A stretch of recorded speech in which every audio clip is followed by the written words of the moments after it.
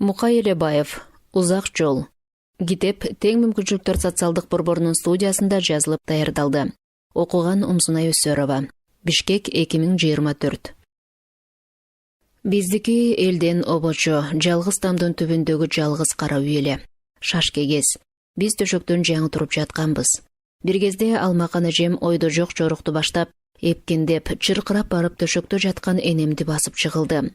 Анын төшөк тартып жатканына көп болгон. Энем да күндөгүдөй эмес, көздөрү коркунучтуу, чарасынан чыгып, көкүрөгү кырылдап, билинер билинбес дем алып, улам жоошуп кетип баратат. Өлүп бараткан адамды биринчи көргөнүм ушул. Ошондо мен 11демин. Баарыбыз үрпөйө түшүп, энемди тегеректеп үйүлө калдык. Эжем тура түшүп, элерген немедей баардык үнү менен өкүрүп тышка чыкты да, бир кезде кайра кирип келип, энемди дагы басып чыгылды. Биздин үй элден обочу болсо да, эжемдин чыңырган дабышы менен биринсерин эл жыйналып калды. Ошол убакта мен эмнегедир алданып тышка чыгып кеткенмин. Аңгыча болбой бир кезде чур дей түштү. Чуркураган чаржай түндөр уламдан улам күчөй берип, жаман үйдү көтөрүп кетти. Ошентип 6 чөбүрө жетим калдык. Эң улуубуз Алмакан эжем, анан менден кийин Беккол, анан Эшбай, андан кийин Ашымкан деген кыз. Эң кенжебиз Бектайыр. Баарыбыздын арабыз 2 жаштан. Өлөр алдында жана бир кыз төрөп, аны багып ал деп бирөөгө берген. Бул 10 айга жетпей өлүп калды. Энемдеги койдой чууртуп көп төрөгөн адам. 4 эркек, 6 кыз болуп, баары 10ду тапкан. 3 кызын эрге берген. Ушулардан азыр үйдөгүбүз 6. Энем өлгөн соң анын ордун басып жетимдерге көз болууга Бурмаке кемпир келди. Бул атамдын агасы Элебестин зайыбы. 60ка келип калган, бүкчүйгөн гана кичине кемпир. Булардан башка карашаарыбыз жок. Элебес эзелтен томаяк адам. Ошондуктан Кызылкыя деген жерге жолчу болуп, биротоло көчүп кеткен. Кедей жан багышка бул жер бир аз ылайык эле. Мында көчүп келгенине быйыл 3 жыл болду. Эми багыбызга туш келгендей, быйылкы жыл да өтө кыйын болду. Мезгили жетсе да, жакын арада көк чыкпай, күн сурданып, кезек-кезек кара бороон буркурап, элдин көзүн ачырбай жутатып туруп алды. Былтыр эгин болбой калган. Анын үстүнө биздин элдин көбү жарытып эгин экпейт. Мыктаганы 2 тешеге жетпеген жер айдоочу. Элде быйыл ачарчылык. Ошондуктан бирин сериндеп, кап бөктөрүнүп алып, Орус поселкаларына чуап калган. Биздин бир табак буудайдын акыры кечээ бүткөн. Бүгүн эртеден бери наар алганыбыз жок. Бурмаке кемпир мени төмөн жакта бир үйдөн 1 жармалык буудай сурап жиберген.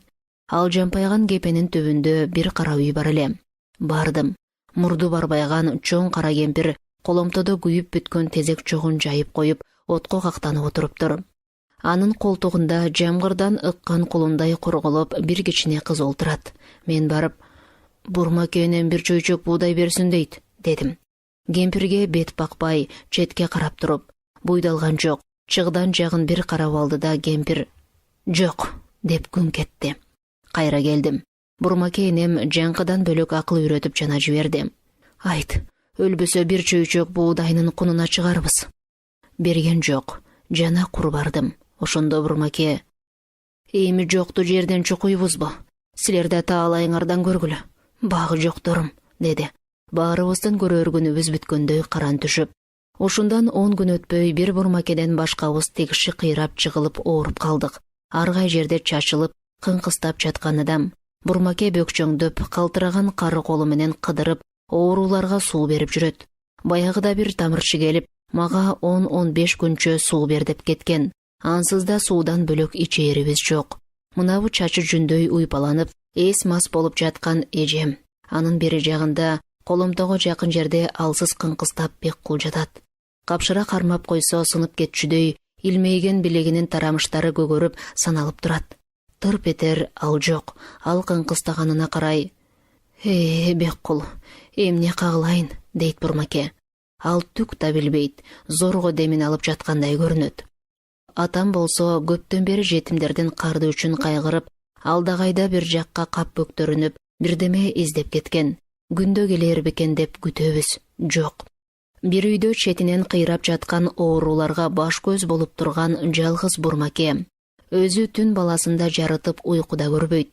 түндө зарыгып отуруп, талыкшып кеткенде кезек-кезек көз илинип, кайра сел тойгонуп кетип, коркунучтуу, калың токойго келген эмедей тегерекке кулак түрүп, көпкө тынып тыңшап калат. Бирде Беккул чыдабай жаткан түнү таң аткыча кирпик какпай чыкты.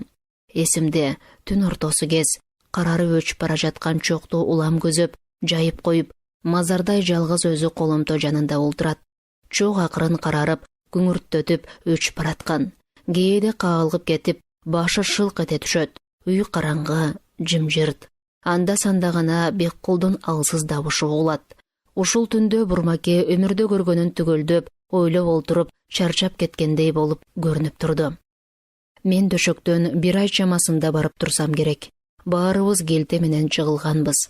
Айыккандан кийин чачым таздын башындай жыдып түшүп калганын бир гана билдим. Менден бир аз күн кийин Беккул турду. Анда да чаш жок. Биз төшөктөн туруп, тамтың басууга жараган кезде Беккул экөөбүзгө Бурмаке таяк жасап берди. Көп бассаңар моонуңар кирет. Үйдү айланып басып келгиле, дейт. Биз жолду катар тынып олтуруп, үйдү зорго бир айланып чыгабыз. Бирок мен бассам эле көңүлүм айнып, көзүм тунарып кетет. Жер астын-үстүн болуп, өлүм аз кишидей көзүмө эчтеме көрүнбөй кетет. Молодой жалгыз үй. Анын үстүнө биз четинен кыйрап, жыгылгандан бери бизге каттаган жан болгон жок. Ошондо тышка чыкканда бар көрө турганым үйдү айландыра салган куп-куу тамдын бурчундагы жалгыз аттын акыры, анын жанында шылдыраган шакел, баягыда Беккул экөөбүз 9 коргоол ойноп казган чуңкурлар.